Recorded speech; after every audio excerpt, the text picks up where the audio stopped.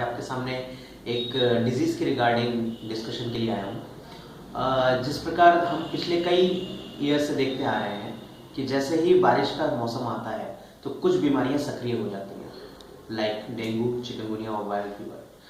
अब देखने का सीन ये है कि इन तीनों ही बीमारी में जो लक्षण होते हैं, सिम्टम्स होते हैं, वो बिल्कुल सेम होते हैं। लाइक हाई ग्रेड फीवर आता है, आपको बॉडी एक होगा, आपको नोजिया होगा, आपको आर्थरेल्जिया होगा। स्पेशली पिछले सीजन में सबको जोड़ों में दर्द हुआ और वो दर्द काफ़ी दिनों तक परसिस्ट किया। तो देखने में ये आया है कि इस डिजीज में, चाहे आपका डेंगू हो, चाहे चिकनगुनिया हो, चाहे वायरल फीवर हो, तीनों में ही प्लेटलेट्स कम होने लगते हैं। अब प्लेटलेट कम होने के चलते पेशेंट ज़्यादा परेशान हो जाता है, जिससे कि उसको समय समय पे हॉस्पिटलाइज भी होना पड़ा और प्लेटलेट्स का ट्रांसफ्यूजन भी कराना पड़ा। अगर थोड़ी सी हम जागरूकता रखें और थोड़ी सी नॉलेज रखें तो इन सब चीज़ों से हम बच सकते हैं।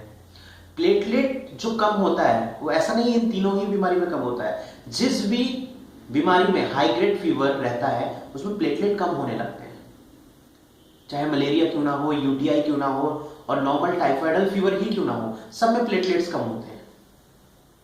एक समय तक प्लेटलेट कम होते हैं और जब हम थोड़ा स्टेबलाइज होते हैं, हमारा फीवर नॉर्मल होता है, प्लेटलेट फिर बढ़ना शुरू हो जाता है। क्योंकि प्लेटलेट एक ऐसी चीज है, वो जैसे ही टेम्परेचर बढ़ता है टूटने लगती है और बहुत तेजी से टूटती है, और जैसे ही हमारा टेम्परेचर कम होता है प्लेटलेट फिर से बढ़ना शुरू हो जाती है। डेंगू और चिकनगुनिया अगर मैं कंसीडर करूं, ये दोनों ही वायरल फीवर है, एक तरीके का वायरल इन्फेक्शन होता है और जो कि मच्छर को काटने की वजह से होता है।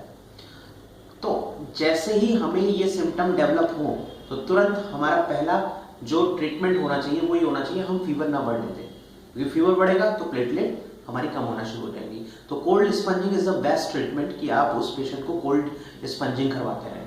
दूसरा, तुरंत पैरासीटामोल आप 6 आवरली 6 घंटे पे आप दे सकते हो 15 mg पर केजी बॉडी वेट के हिसाब से, जिससे कि क्या होगा, टेम्परेचर डाउन रहेगा तो हमारे प्लेटलेट कम नहीं होंगी। अगर मैं आयुर्वेदिक प्रोस्पेक्ट से बात करूं तो कुछ औषधियां हमारी है जो कि प्लेटलेट को कम होने से रोकती हैं, लाइक बकरी का दूध, गिलोय हम ले सकते हैं, बहुत अच्छा काम करती है, गिलोय घरबटी ले सकते हैं, तुलसी और अन्य जो भी औषधि हैं जो कि शीत गुण की होती हैं, उसको अगर हम लेते हैं तो हमारी प्लेटलेट उतनी तेजी से कम नहीं होती जितना कि अब देखने में आया कि पेशेंट में होता है।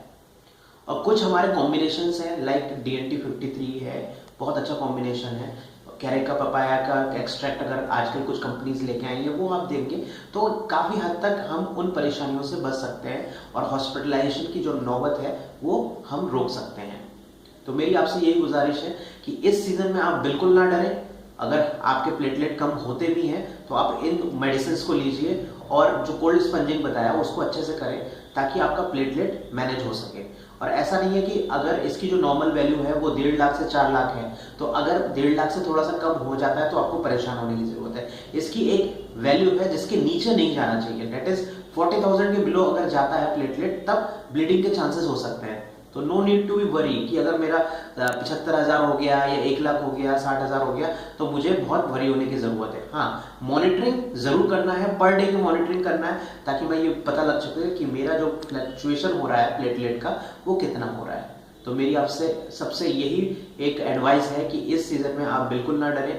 अगर बुखार आता भी है तो अपने डॉक्टर से तुरंत जाके मिले और बहुत जल्दी पैनिक होने की जरूरत नहीं है, क्योंकि पैनिक आप होगे, जितना आप पैनिक होगे उतना ही आप उसमें फंसते जाओगे। उसको डट के मुकाबला कीजिए, it's not hazardous all the time, बहुत ज़्यादा हमेशा ये क्रिटिकल कंडीशंस नहीं क्रिएट करता है, लेकिन हाँ कुछ परसेंटेज है जिसमें कि पेशेंट क्रिटिकल सिचुएशन में चला जाता है, जिसको हमें मॉनिटरिंग से हम उसको मॉनिटर कर सकते हैं।